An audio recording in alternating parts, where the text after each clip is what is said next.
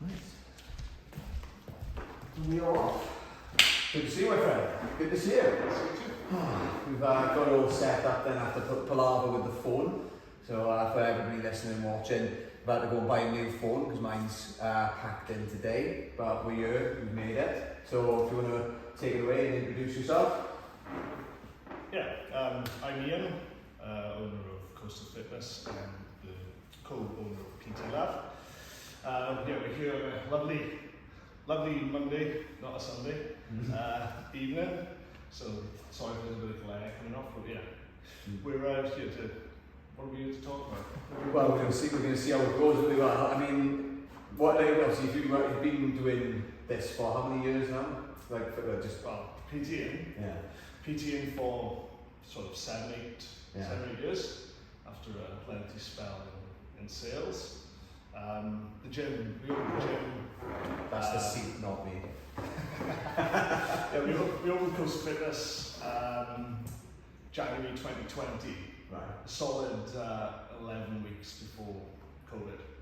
So it was the perfect storm really. It was about 12 months of like doing up the premises and getting all the ducks in a row ready for the big launch, and then 11 weeks in we were flying, and then the big sea came and put everything on the back burner really for everyone, 2 years or whatever it was. Yeah. Did you get the COVID support and stuff like that as well? Because it was So you had to have 12 months books of trading to. So I did after the 12 months, but then obviously my trading account showed 11 weeks of income. Yeah. So that's what they based the payments on. It was a bit of a joke, but there was a lot of at the time it was like, this is horrendous, this isn't fair, this is that. Yeah. But then when you look back now, there was thousands of businesses, thousands of sole traders that all fell into that little corridor of uncertainty, where you just weren't entitled to anything. And on the other side, you had businesses that were days away from going pop, that now suddenly had all this money just arriving in their account. So it wasn't right, but I think you're on the other side of it. That sounds like it's I'm over it. Yeah. I mean, what was going back a little bit further then, so you say you were in sales for, what were you doing then and how long were you doing that for? So I worked for Toyota. I worked for Santander for a good few years when I was younger. And I worked for Toyota and car sales. I was a dodgy car salesman for about 5 years. Worked for Toyota forever. Yeah. What prompted the change then, doing what you're doing now? I was fed up working 6-7 days a week. I was earning good money, really good money actually, selling cars, but it was up early, all day, every day, shirt and tie, scared to take a day off, because it was like cutthroat business in the car sales, you haven't really got like colleagues, you've got people that just want to steal your deals from you, and when you're on commission, purely commission based, you took a day off, you lost money, it's pretty much the same now, but at least you're in control of it a little bit more, Yeah, do you know, I never got on with sales. I never did like car sales or anything like that, but I've worked in call centres and places like that. I hated it, I find it's like a high stress environment, isn't it? I think even though if you're running your own business as you are now, even though that's got stress because of the overheads, you've got to find your business, you've got fires to put out every now and again. I find that when you've got that sense of ownership as your own business, and if you enjoy it as well, it's not as bad, is it? Because you can kind of almost push through those the highest stress or stressful situations because the reward is worth it. Whereas with something like that, it's good money. It's like, don't need to be putting up with this shit all the time. And it's fun. Coming home, like every day was just walk through the door and it was like, God, I can't be doing this. There was no end goal. It was always, how long do I do this for?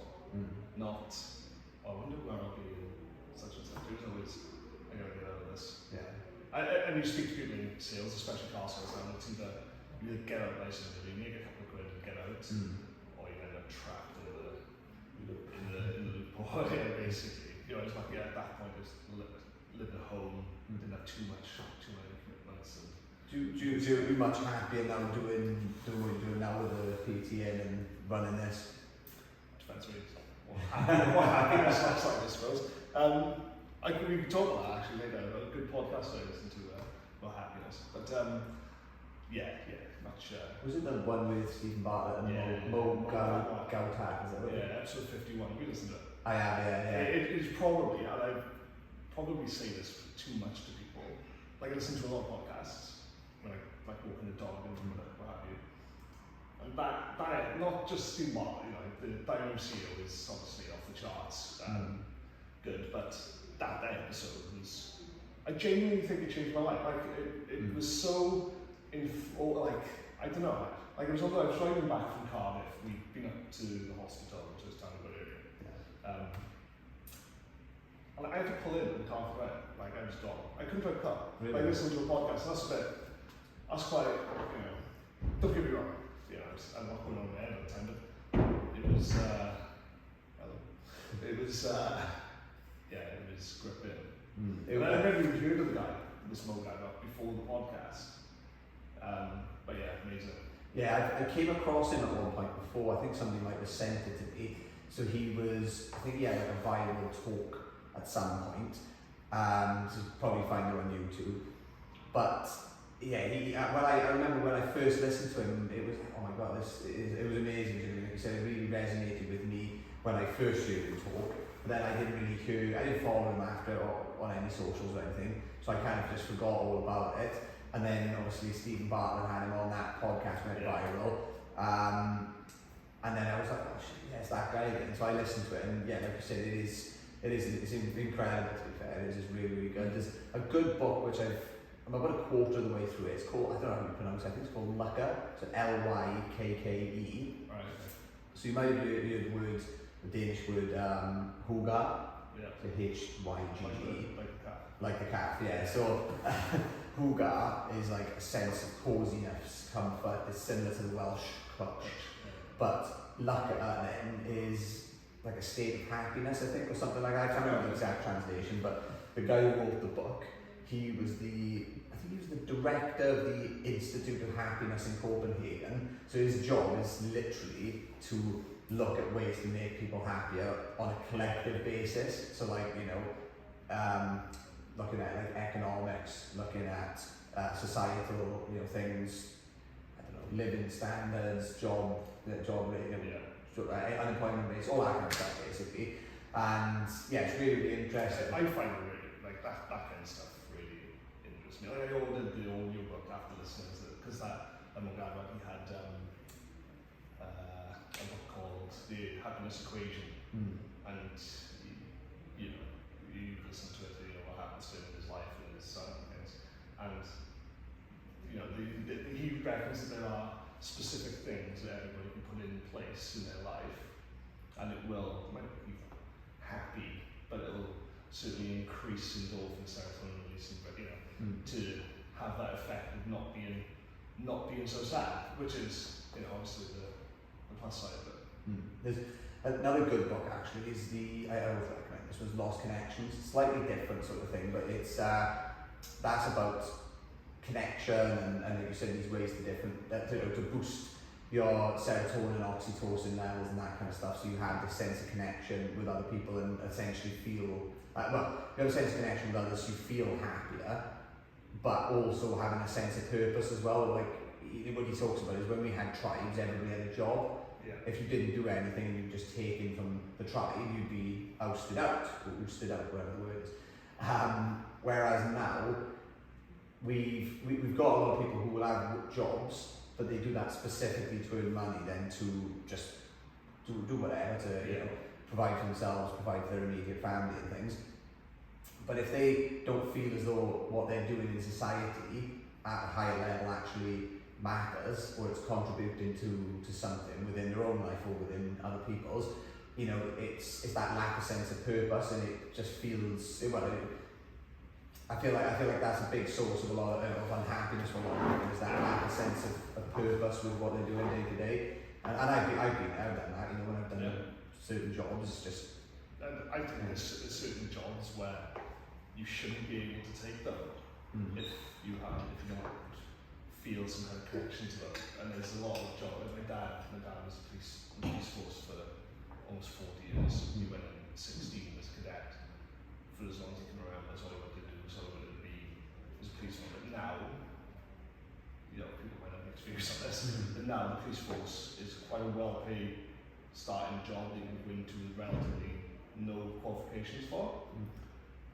So there's a lot of people who go as high paid jobs, police officers, something like that, and there's no real want, desire, or you know, that will to be that thing, and then you get people in the wrong jobs, and then you have bad policemen, you know, with all the stories that come out now, and yeah, I think the same goes for fitness, for musicians, you know. You wouldn't find an artist that doesn't want to be an artist from a young age. It's the same kind of thing, and I think health and fitness falls into that role. You have to have some kind of, not calling, not calling, but some kind of need, some kind of want and desire to be helping people. Yeah. Well, there's a question I was going to ask actually, which brings me on to it now. I mean, what's, you know, especially through lockdown as well, you had a lot of people which were like, you know, they're putting up their fitness workouts on social media and all that kind of stuff, because it was a good way to build traction on social platforms. I mean, obviously, if it's providing people with good, solid information and it's helping people to make these positive changes in their life and stuff, I think that, you know, it's good, because it's, you know, it's encouraging people to get up and do stuff.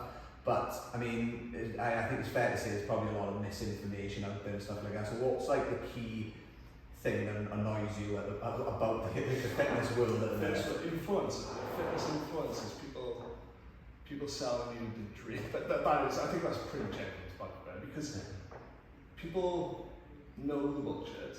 We swear. Yeah. Yeah. Yeah, people know what the bullshit is, but yet they still get drip fed so often that you sort of end up believing the lie.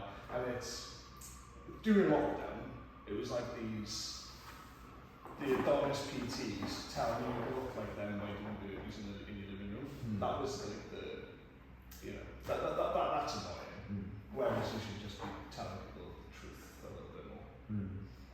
But there's nothing wrong with getting people that don't do anything to go do burpees in the living room and press and all the rest of it. That's great.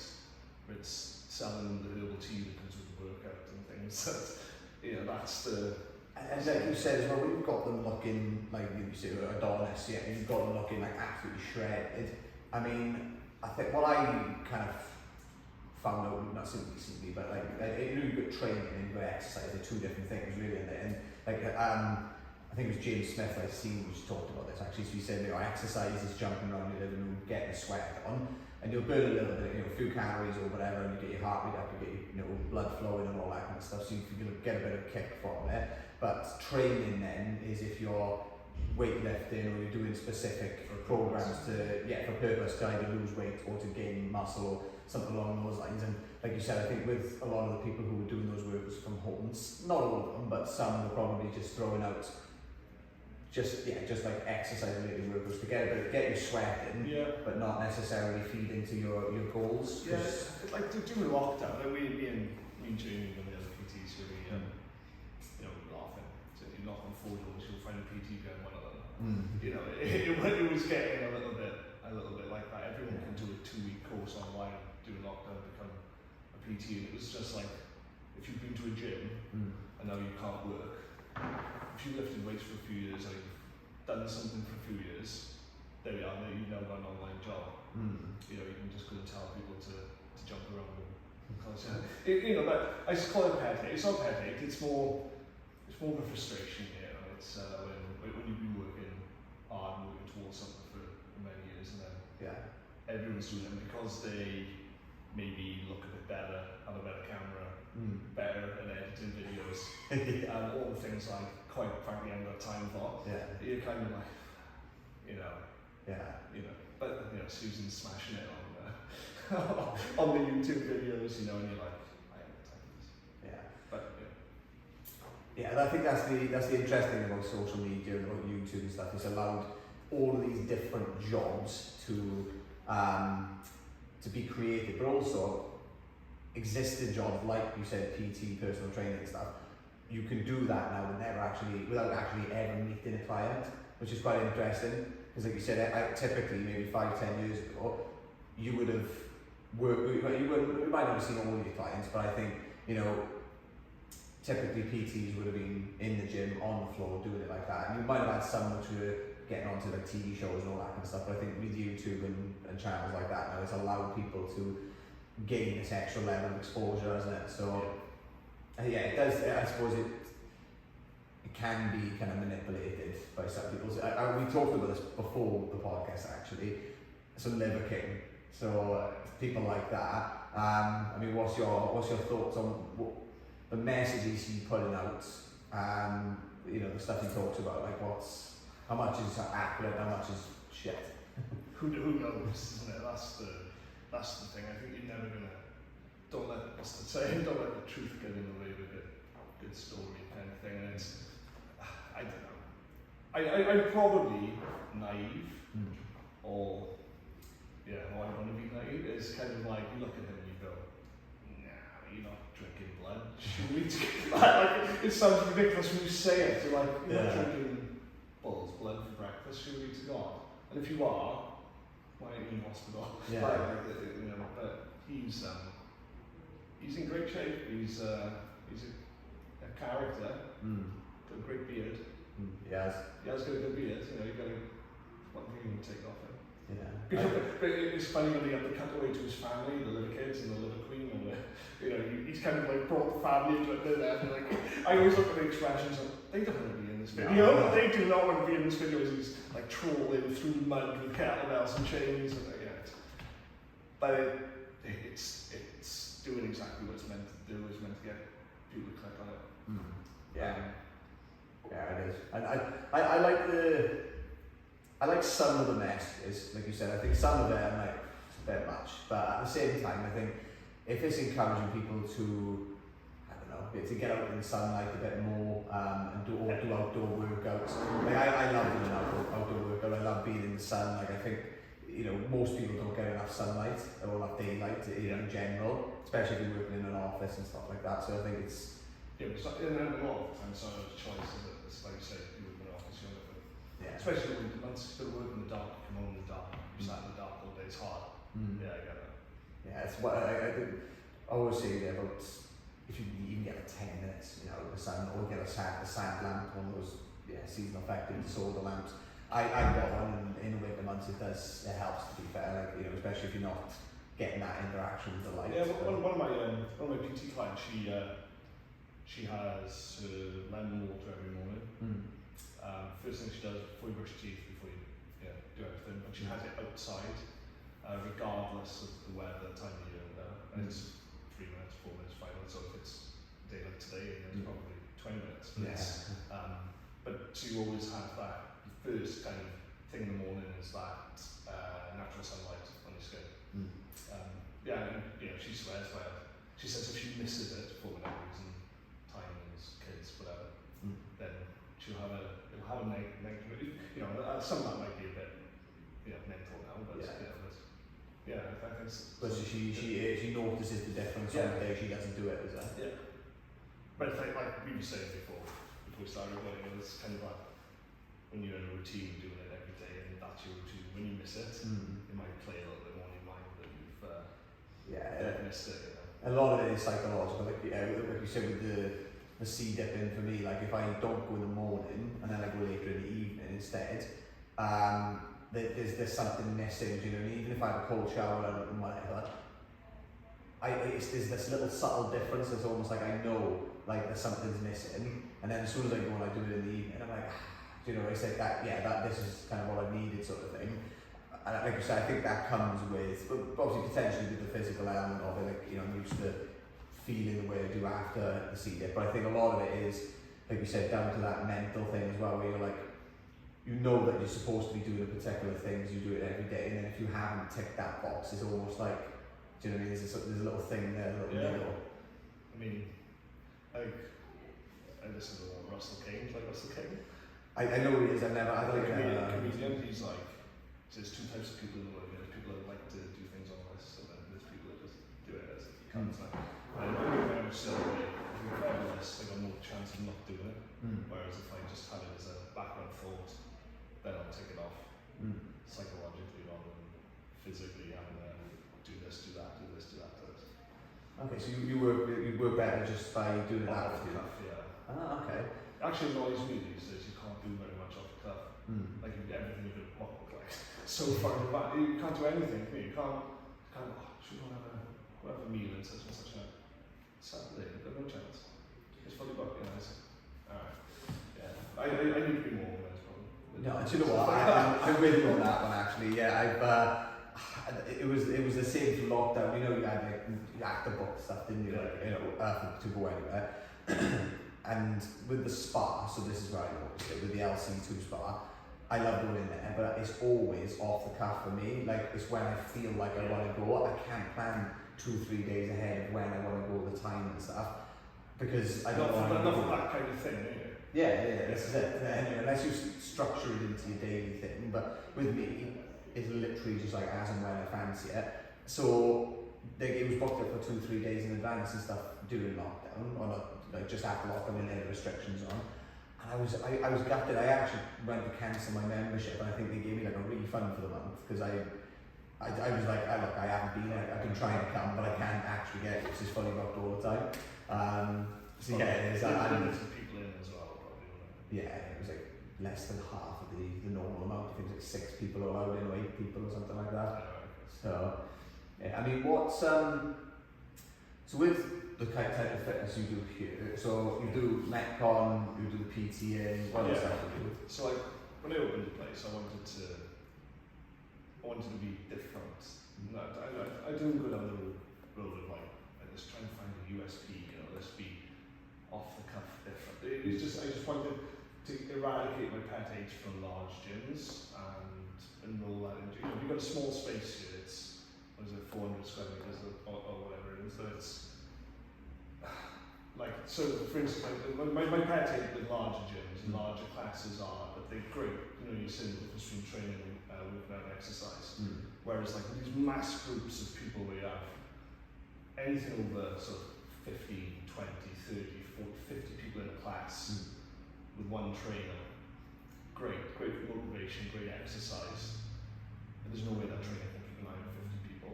And that's not being disrespectful to the trainer, that's just common sense. You can't keep an eye on 50 people that throw weights around. So we wanted to open a boutique gym. So I did loads of research. I went to London, went to loads of little like quirky gyms in, you have to walk through a solicitor's office down the corridor and there's like a random door and all of a sudden there's a gym. And that's kind of what we are here. We're a weird place. But kind of once you do once, you're fine, you know where you're going and you know where you are. But yes, we wanted to get small class numbers with high level coaching, high-end equipment, and then a high retention rate. So gym retention rates generally are great. Don't get me wrong, COVID's thrown the rule book out. But pre-COVID, it was, you probably knew everyone that had been a member of multiple gyms. It was kind of, it's the opposite of like hairdressers. If you find a good hairdresser, you stay there forever. It's like when I had hair. But it was, although it might come back next year. I'm going to turn the key for another trip. I don't know. I lost my train of thought.